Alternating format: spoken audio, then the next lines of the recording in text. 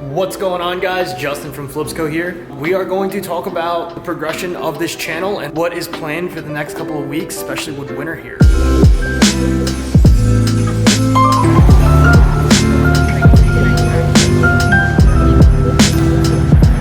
It's been a hectic, crazy couple of weeks. November has been one hell of a busy time in the year where we're trying to still figure out if we're going to drop a new line, which is going to happen. We are definitely dropping a new line for Black Friday, Cyber Monday. Just updating you guys on the Vette right now. It is not on a standstill. We are still cranking it out, working things out. We do have new sponsors that we're in the mix right now, just trying to figure out contracts and whatnot for 2020. If I don't do like a Broppy style of a cam, I think this car is just not going to sound as aggressive as it can potentially be. So what we're going to do with this car right now is kind of focus first on the exterior of it. The interior is kind of somewhat complete. It can go drifting, it can be on the road, it can get content, which is, you know, good for right now. It does need a roll cage. I still want to find a way to put carpet and interior back in. I want the car to kind of just be more generic. I don't want it to just be a drift car. I don't want it to just be a dragster. I don't want it to be a daily. So like, if we could combine all together, if we can drift, drag, and also daily this car, that'd be like the 3 Ds that this car can need. Really put the perspective of having your overall car setup. It is a race car. It is from factory, a sports car. It's straight up ready to go for anything that you throw at it. The power that I'm trying to make with this car, I would love to be anywhere within the 400 to 600 range. I don't want to go anything over that. I think that we were going to wrap this car and also match the Supra. That kind of went out the window. The car isn't getting wrapped because I was going to get content of wrapping it, but we are working with someone. His name's Austin. Really, really cool. Looking to bring this car to Austin to get painted. So definitely let me know in the comments below what you guys think we should paint this. It is definitely going to get a livery. What we are trying to attempt and what we are trying to do, I think a livery on this thing would be awesome. It's gonna look a little weird on the road, especially like the Parkway and the Turnpike and having this, you know, Vette looking all race car-y. But it's definitely gonna be flashy, it's definitely gonna be productive, and it's also going to be somewhat durable. And that's kind of what we're trying to aim for, with it being an American chassis.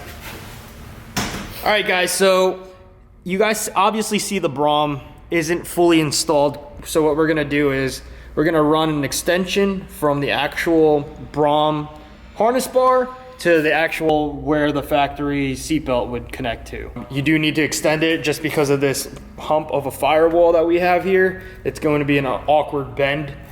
Other than that, I love how the seats look. My main fear with this Vette was if we ever got it caged, I'm very short, I sit really, really high, and I always thought that this pillar right here on the T-top is gonna hit the seat, and my head would have no clearance.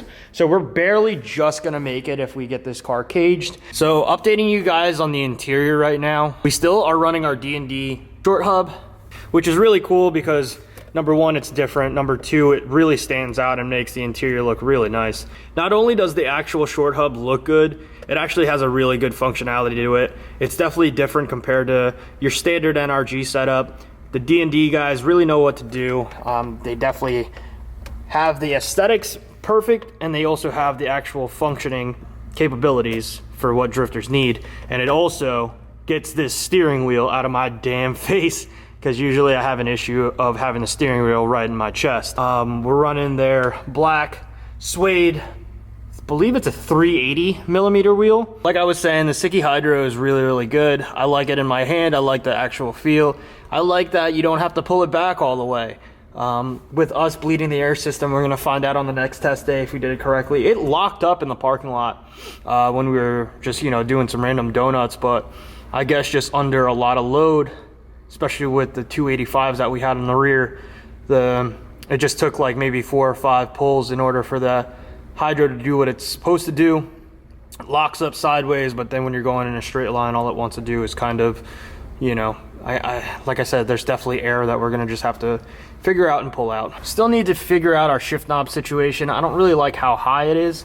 Maybe try and run a short shifter and then run that knob as low as we possibly can so it doesn't affect hitting the hydro or getting really close with my hand to the hydro. I also really do need to learn how to drive with gloves, especially with the suede wheel. Had like calluses on my hand from driving it raw, you know? Practice safe drifting. How about that? The seats are all mounted in. They're all bolted up right now. Don't mind the actual scissor. We were checking something out. I definitely want to get some door cards, get some door panels back in this thing, probably get a better sound system, and get the HVAC back in there, because at first we were going to make a full-blown track car. I was just going to get a carbon fiber plate and run there with a switch panel. But like I said, I think the route of this car, we're going to try and just make it as fun and content friendly as possible. Rear, I'm probably just going to keep it as like a storage situation. We're going to keep the rear light. I'm not going to get the whole carpet and all that, but damn, those seats do look good. Mark, you did an amazing job, and I think whatever color we paint this car, I know these red seats are definitely going to pop. The only problem is they get really dirty, and we haven't even really used the car yet, so that's going to definitely be a problem. We're going to try and figure out something for the headliner and do something along those lines. Other than that, I'm still debating if I want to actually mold the flares onto the car or if we're just going to have that raw look, because it looks stupid right now because the flares are green and the car is like champagne silver and gunmetal. But I think down the line, a little bit of flare and a little bit of, you know, maybe even get some gold hardware. And I wanted to shout out these guys that actually hooked me up with some headlights that I cannot wait to take with me on the daily trips and also the drift events when it's really dark out. Boslla Lighting, if you guys don't know them, what they do is they're really known for their LED lights. They're known for, there's 3 settings on the Boslla lights, which is really cool. And every time you turn the toggle of the switch on your stock, it actually changes the color of the headlights. It's really freaking cool. I love it. And my main favorite setting is the yellow. It looks absolutely amazing, and it definitely brings that raw guttiness to the car. And I'm telling you guys, it's worth every single penny for these headlights. I'm gonna try and see if I can get some for my truck and then run it that way too, because I think the Tundra needs them as well.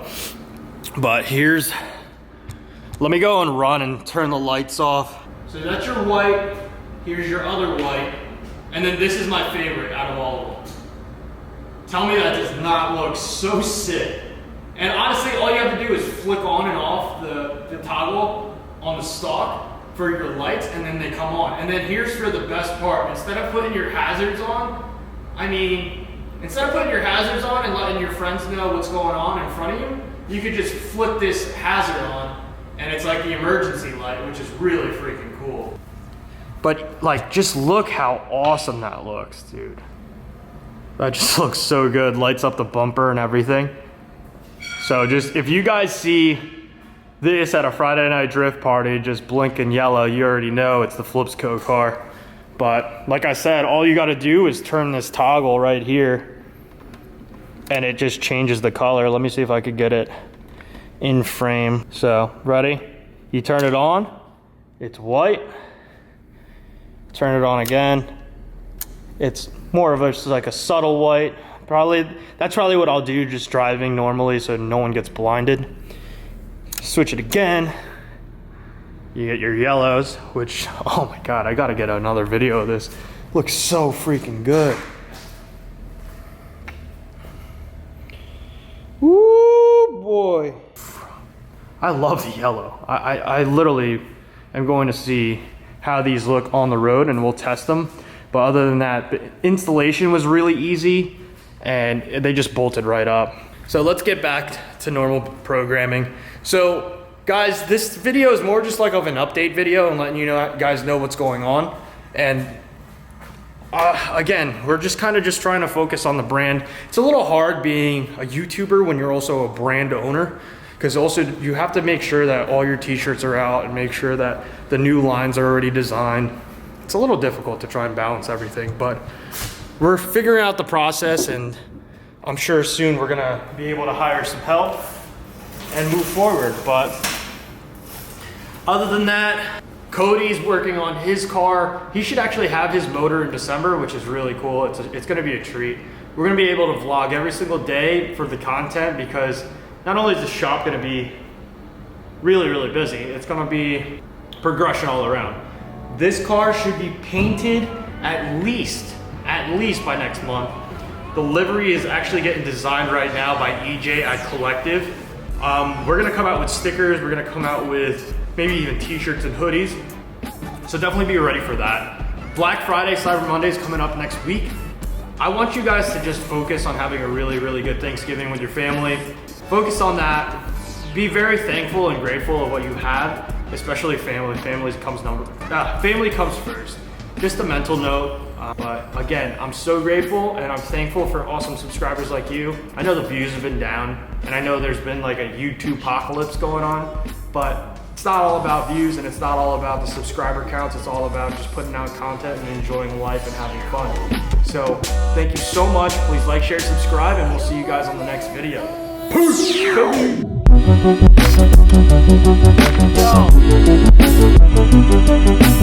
Peace.